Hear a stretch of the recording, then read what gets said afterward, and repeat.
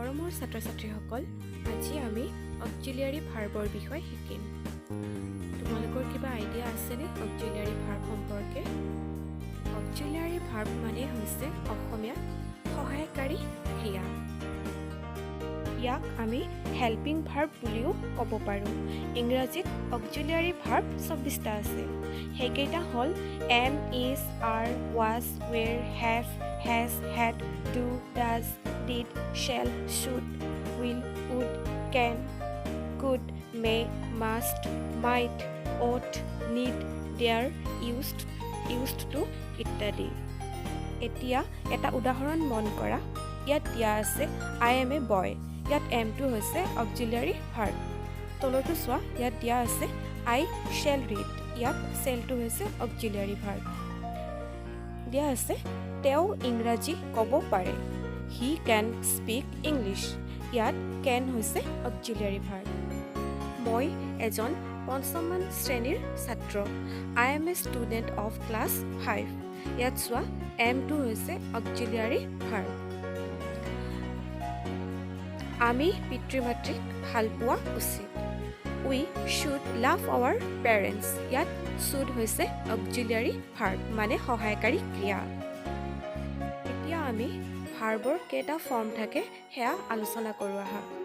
ইংৰাজীত ভাৰ্বৰ 3টা ৰূপ আছে। There are 3 main forms of verb in English. সেইকেইটাক আমি V1, V2, V3 হিচাপেও বুজাব পাৰোঁ।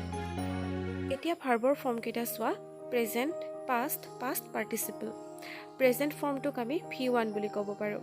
পাষ্ট ফৰ্মটোক আমি V2 বুলিও ক'ব পাৰোঁ। আৰু পাষ্ট পাৰ্টিচিপল ফৰ্মটোক আমি V3 বুলি ক'ব পাৰোঁ। এতিয়া চোৱা, গ' ভাৰ্বটো প্ৰেজেণ্ট ফৰ্মত আছে।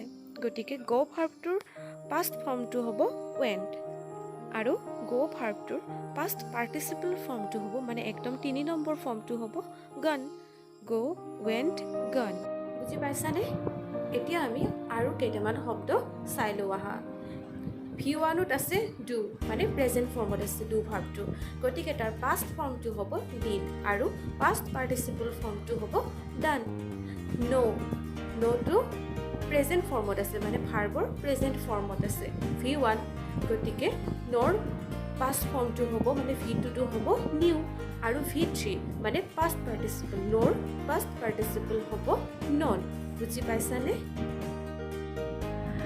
এতিয়া চোৱা, ডু, ডাজ, ডিড আমি কেতিয়া ক'ত ব্যৱহাৰ কৰোঁ।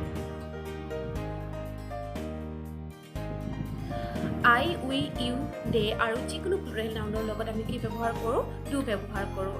এতিয়া আমি কেইটামান উদাহৰণ চাই লওঁ আহা। যদি কোৱা হয় যে মই এটা কাম কৰিছোঁ, ইয়াত কি হ'ব?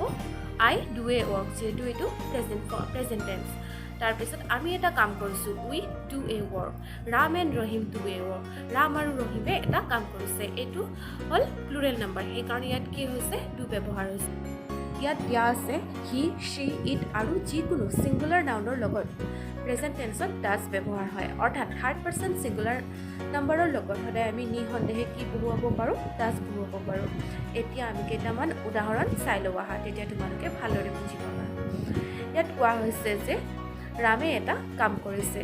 Ram does a work. ৰামটো কি? থাৰ্ড পাৰ্চন ছিংগুলাৰ নাম্বাৰ, সেইকাৰণে ইয়াত কি হৈছে? ডু হোৱা নাই, ডাজ হৈছে। হি ডাজ এ ৱৰ্ক, তেওঁ এটা কাম কৰিছে। হিটো third person singular number. She does a work, তাই এটা কাম কৰিছে। চিটো থাৰ্ড পাৰ্চন ছিংগুলাৰ নাম্বাৰ। আৰু কোৱা হৈছিল যে ইট থাকিলে কি হয়? ডাজ হ'ব। গতিকে ইট ডাজ এ ৱৰ্ক। বুজিলানে এইখিনি? সকলো পাৰ্চন আৰু নাম্বাৰৰ লগত পাষ্ট টেন্সত আমি ডিড ব্যৱহাৰ কৰোঁ। পাৰ্চন যিকোনো হ'ব পাৰে, ফাৰ্ষ্ট পাৰ্চন হ'ব পাৰে, ছেকেণ্ড পাৰ্চন বা থাৰ্ড পাৰ্চন হ'ব পাৰে। আৰু নাম্বাৰ এক বচন বা বহু বচন হ'ব পাৰে। ছিংগুলাৰ নাম্বাৰৰ ক্ষেত্ৰতো ডিড ব্যৱহাৰ হ'ব আৰু প্লুৰেল নাম্বাৰৰ ক্ষেত্ৰতো ডিড ব্যৱহাৰ হ'ব। যেনে মই এটা কাম কৰিছিলোঁ, আই ডিড এ ৱৰ্ক। আমি এটা কাম কৰিছিলোঁ, উই ডিড এ ৱৰ্ক। সিহঁতে এটা কাম কৰিছিলে, দে ডিড এ ৱৰ্ক। আৰু লীনাই এটা কাম কৰিছিলে, ইয়াত হ'ব যে লীনা ডিড এ ৱৰ্ক। গতিকে এইখিনি চোৱা, পাষ্ট টেন্সত আমি কি ব্যৱহাৰ কৰিম? ডিড ব্যৱহাৰ কৰিম। ডু বা ডাছৰ কোনো এটাই ব্যৱহাৰ নহয়। যিকোনো পাৰ্চন বা নাম্বাৰৰ লগত আমি কি ব্যৱহাৰ কৰি দিব পাৰোঁ? ডিড ব্যৱহাৰ কৰি দিব পাৰোঁ। আজিলৈ তেন্তে ইয়াতে সামৰোঁ। ধন্যবাদ।